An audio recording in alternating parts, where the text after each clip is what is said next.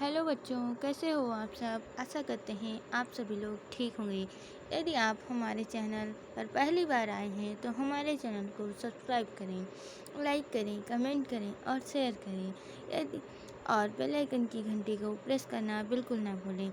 यदि आप bell icon की घंटी को प्रेस कर देते हैं तो आने वाले वीडियो की नोटिफिकेशन आप तक सबसे पहले पहुंचेगी। आपका वीडियो कोई भी मिस नहीं होगा। यदि आप डेली बेसिस पर हमारी वीडियो देखेंगे तो आपको क्लास 9th और 10th में नक्शे में 10 में से 10 नंबर लाने से कोई नहीं रोक सकता। आज मैं आपको नक्शे में एक नए राज्य पढ़ाऊंगी। आज के राज्य का नाम है महाराष्ट्र। महाराष्ट्र के बारे में बताने से पहले मैं आपको नक्शे में दिशा बता देती हूँ। नक्शे में जो ऊपर की दिशा होती है वो उत्तर होती है और नीचे की दिशा होती है दक्षिण, और ये वाली दिशा होती है पूरब, और इधर वाली दिशा होती है पश्चिम। अब मैं आपको महाराष्ट्र के बारे में बताऊंगी। महाराष्ट्र के बारे में बताने से पहले मैं आपको ये बता देती हूँ कि आप एक दिन में एक ही राज्य के बारे में पढ़ें। यदि आप एक दिन में एक राज्य के बारे में पढ़ेंगे तो आपको कोई कन्फ्यूज़न नहीं होगा और आपका एक राज्य बहुत अच्छे से क्लियर हो जाएगा।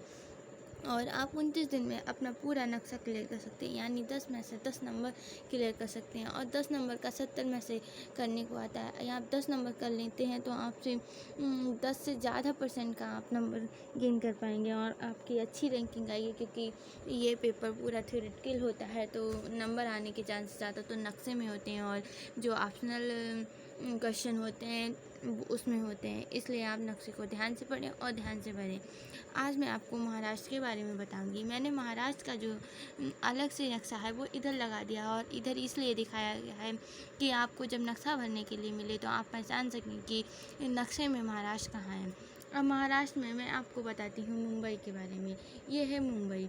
महाराष्ट्र की राजधानी भी मुंबई है। महाराष्ट्र की राजधानी भी मुंबई है। ये है मुंबई। मुंबई को भारत का प्रवेश द्वार भी कहते हैं। भारत का प्रवेश द्वार मुंबई को इसलिए कहते हैं क्योंकि जो समुद्री मार्ग से जाने वाले जो देश हैं या आने वाले देश हैं वो सबसे पहले यहीं पर उतरते हैं, उसके बाद भारत में प्रवेश करते हैं। जैसे अमेरिका है, इस समुद्र के उधर है, ये अरब सागर है और ये वाला अरब सागर है। पूरा अरब सागर के उधर जब आप संसार का नक्शा देखेंगे तो आपको कई देश देखने को मिलेंगे। वो देश हैं अमेरिका और कई देश हैं। तो वो जो अन्य देश हैं वो हमारे देश में इसी जगह से आते हैं और सबसे पहले मुंबई में आते हैं और मुंबई से ही अंदर घुसते हैं। इसीलिए मुंबई को भारत का प्रवेश द्वार कहते हैं। मुंबई में ही गेट वे ऑफ इंडिया स्थित है। क्वेश्चन बहुत इंपॉर्टेंट है ये क्लास 9th और 10th के लिए, कि यहाँ पर स्थान दर्शाइए जहाँ पर गेट वे ऑफ इंडिया स्थित है। अब मैं आपको अब मैं आपको औरंगाबाद के बारे में बताती हूँ। ये है औरंगाबाद। औरंगाबाद बहुत इम्पॉर्टेंट शहर है आपके लिए। औरंगाबाद में ही जामा मस्जिद है। ये क्वेश्चन बहुत आता है, वे स्थान दर्शाइए जहाँ पर जामा मस्जिद स्थित है। यहीं पर एलोरा नाम की गुफाएं हैं और अजंता नाम की भी गुफाएं हैं। ये क्वेश्चन बहुत आता है और दो तरीके से आता है। एक इस तरीके से आता है कि आप एलोरा और अजंता की गुफाओं को नक्शे में दर्शाइए। तो आपको पता होना चाहिए कि अजंता और एलोरा की गुफाएं महाराष्ट्र में हैं और महाराष्ट्र के अंदर औरंगाबाद में हैं। और आपसे ये भी क्वेश्चन आ सकता है कि आप वह शहर या वह स्थान दर्शाइए जहाँ पर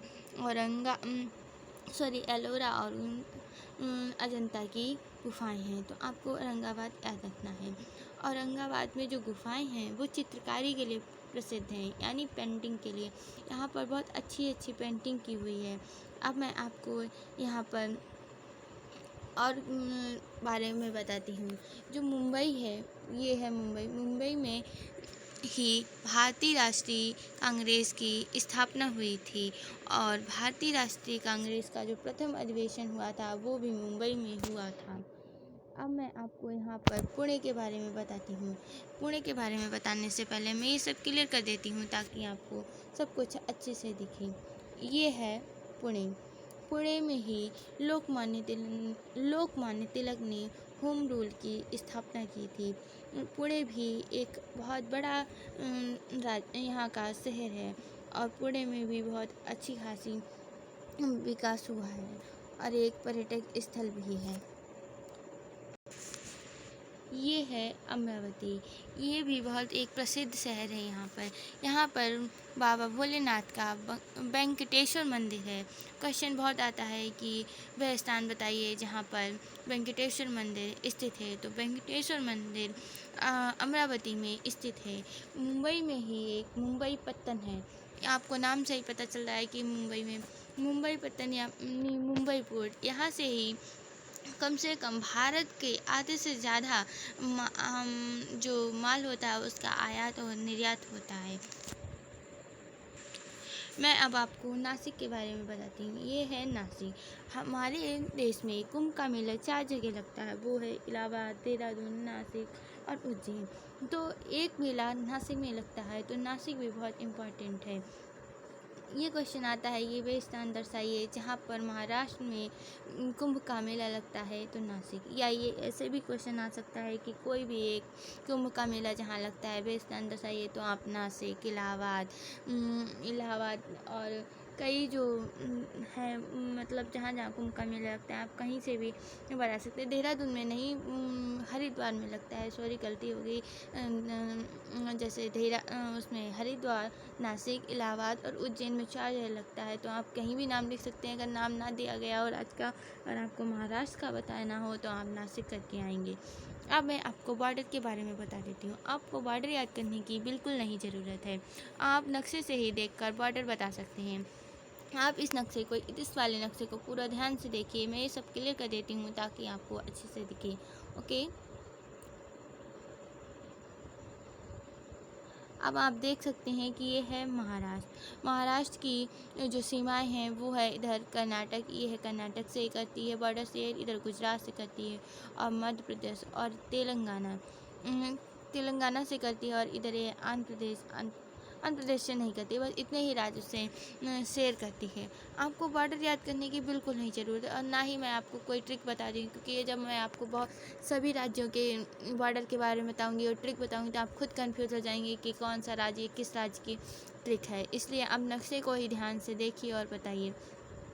कोई अगर आपसे पूछे कि इस किस राज्य या किस देश से बॉर्डर शेयर करता, तो आपको ध्यान रखना है कि किसी भी देश से बॉर्डर शेयर नहीं करता, क्योंकि इधर कोई भी बॉर्डर आपको देश नहीं दिखाई दे रहा है। केवल ये अरब सागर के सीमा पर है, यानी ये समुद्री तट पर स्थित है। ओके, मिलते हैं अगले वीडियो में। Thank you for watching my video.